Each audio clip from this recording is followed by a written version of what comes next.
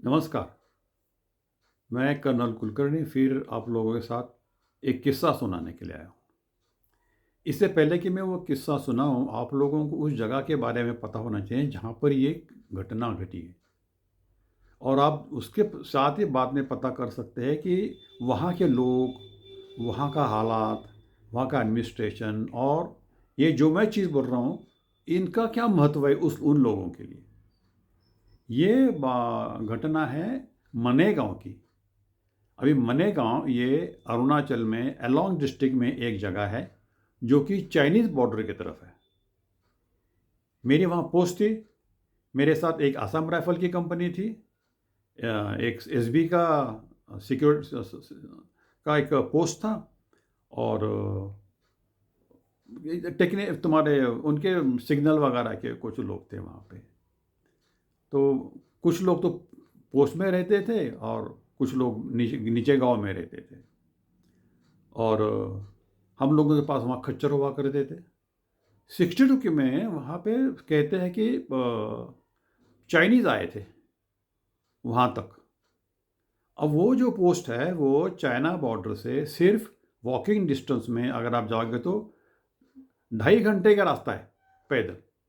आपको एक नाला क्रॉस करना है और उस तरफ जाना है। फिर सीधी पहाड़ी चढ़नी है। जहाँ पढ़ाई चढ़ाई ख़त्म हो जाती है वहाँ दोनों साइड में 2 बम्प है और बीच में एक कैमल हम टाइप है।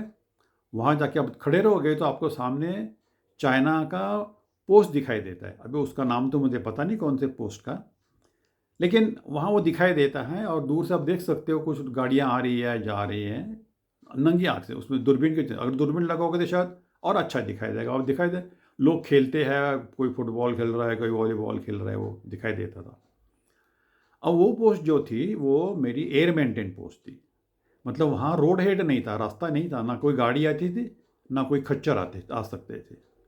नाले के साथ साथ रास्ता पूरा जाता था और वहीं पे अ, मतलब कि सामान के लिए और कोई तरीका नहीं है। अब सारा मेरा जो सामान आता था वो बाय एयर आता था। मतलब या तो हेलीकॉप्टर से आएगा, नहीं तो फिर पैराशूट के मदद से वो ड्रॉप कर देते और फिर हम लोग जो है वो ढूंढ ढूंढ के कहाँ कहाँ पड़े हैं पूरा सामान इकट्ठा करते थे और अपने पोस्ट पे ले जाते थे। वहाँ पे ढलान के ऊपर नीचे नाला था। कई बार हमारे जो पैराशूट है वो नाले में अंदर भी जाते थे, वो ख़राब भी होता था। लेकिन वो सामान छोड़ देते थे, हम लोग पैराशूट रखें, पैराशूट से हमको वापस करने पड़ते थे। तो वो ऐसा है। अगर पैदल भी है तो जो लोकल्स है वो कम से कम उनको 24 घंटे से ज़्यादा ही टाइम लगता था। और हम लोगों को आर्मी के लिए जो है हम लोगों को 2 से 2.5 दिन लगते थे वहाँ पैदल आने के लिए। रोड हेड से, रोड हेड था अलोंग के पास, अलोंग उनका डिस्ट्रिक्ट हेडक्वार्टर। अब वहाँ सिविल एडमिनिस्ट्रेशन में नहीं पहुँचा था, रास्ता नहीं पहुँचा था। आप समझ सकते हो वहाँ के लोकल कैसे हैं। वे जो लोकल ट्राइब थे वो कोन्याक ट्राइब थे और वहाँ जहाँ मेरी पुरानी पोस्ट थी नागालैंड में, वो और ये दोनों एडजेसेंट थे। बीच में नाला था, नाले के उस पार नागालैंड शुरू हो जाता, नाले के इस पार अरुणाचल शुरू हो जाता। अब ऐसे एरिया में मैं था जहाँ पे कोई फैसिलिटीज़ नहीं थी, कोई डॉक्टर शॉक्टर नहीं था। एक डॉक्टर था लेकिन उसके पास कोई सामान नहीं था। वो खाली सिविल एडमिनिस्ट्रेशन की तरफ से एक 3-4 आदमी थे। एक राशन इकट्ठा करने वाला, जो ड्रॉप आया, सिविल ड्रॉप आया, उसको इकट्ठा करने स्टोर करने के लिए स्टोर कीपर टाइप था। एक डॉक्टर था, क्या डॉक्टर था या कंपाउंडर था, वो फैमिली के साथ रहता था वहाँ पे। और 3-4 टीचर थे वो जो स्कूल चलाने के लिए वहाँ पे। बस इतना ही वहाँ सिविल एडमिनिस्ट्रेशन था। और बाकी हम लोग आर्मी वाले, असम राइफल की पोस्ट थी, आर्मी की पोस्ट थी और जैसे मैंने बोला कि वो एसबी वालों की एक पोस्ट थी वहाँ पे, सिग्नल वाले थे कुछ। अब वहाँ हमारे जो डिफेंस बने थे, जैसे मैंने 62 में वहाँ चाइनीज़ आए थे तो वहाँ डिफेंस बनाए थे और डिफेंस घूमने के लिए हम लोगों को खच्चर पे बैठ के जाना पड़ता था क्योंकि पैदल जाना दूर लगता था। और साहब है तो चलो वो साहब कुछ खच्चर में चले, लेकिन मुझे आदत नहीं तो मेरा जो है वो हालत टाइट होता था। लेकिन बोल नहीं सकता था तो मैं जाता रहा।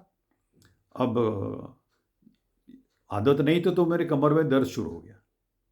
पहले इतना 3-4 दिन गया तो कुछ नहीं हुआ, लेकिन चौथी पाँचवीं बार जब मैं गया तो मुझे वहाँ पीठ में दर्द शुरू हो गया और वो दर्द बढ़ता ही गया। और पेन किलर लिया तो कुछ नहीं हुआ। अब वापस नहीं जा सकते थे, मौसम भी ख़राब था, हेलीकॉप्टर भी नहीं आ सकता था, डॉक्टर भी नहीं आ सकता था, दवा जो लोकल अवेलेबल नहीं थी। ऐसे हालत में क्या करें? तो फिर मुझे पता किसी ने बोला कि हाँ, एक लोकल डॉक्टर है, वहाँ पे लोकल डॉक्टर्स हैं, वो आदमी का भी इलाज करते हैं और जानवरों को भी इलाज करते हैं। लेकिन वो उस बीमारी का इलाज करते हैं जिसके लिए दवा नहीं काम कर सकती, मतलब कुछ जादू टोना ऐसा कुछ चलता है वहाँ पे। तो हमने बोला ठीक है, चलते हैं। तो फिर हम लोगों ने हैं, अभी वो डॉक्टर है, उसका ना कोई डिग्री है, ना ही उसके पास कोई हॉस्पिटल है, ना ही उसके पास कोई ऑपरेशन के लिए औजार है, और कुछ कोई नहीं। वो जो भी करता था अपने हाथों से करता था। अभी मैं आपको बताऊंगा कि उसने मेरे साथ कैसे मेरा ऑपरेशन कैसे किया। लेकिन बिना काटे हुए, बिना खून का कतरा बहाए हुए उसने मेरे शरीर से कुछ एक आइटम ऐसा निकाला, और एक बार नहीं, चार पांच बार, चार पांच जगह से निकाला कि वो विश्वास नहीं कर सकते। और ये जो उसने निकाला है वो मेरे अकेले के सामने नहीं है। तो मेरे साथ में आसाम राइफल के सीओ साहब थे, और दो तीन ऑफिसर्स थे, चार छः जवान थे, सब उधर घेर के चारों तरफ बैठे थे जहाँ मेरे पर ये ऑपरेशन हो रहा था। अब ये कैसे हो रहा था, क्या हो रहा था, वो मैं आपको बताऊंगा। जिससे ना नीम हकीम खतरे जान, तो मुझे लग रहा था कि मेरी जान खतरे में है, लेकिन ऊपर वाले की दया है और मेरी किस्मत है कि मैं आराम से वहाँ से निकला। अभी उसके बाद अगली कहानी तो थोड़े बाद।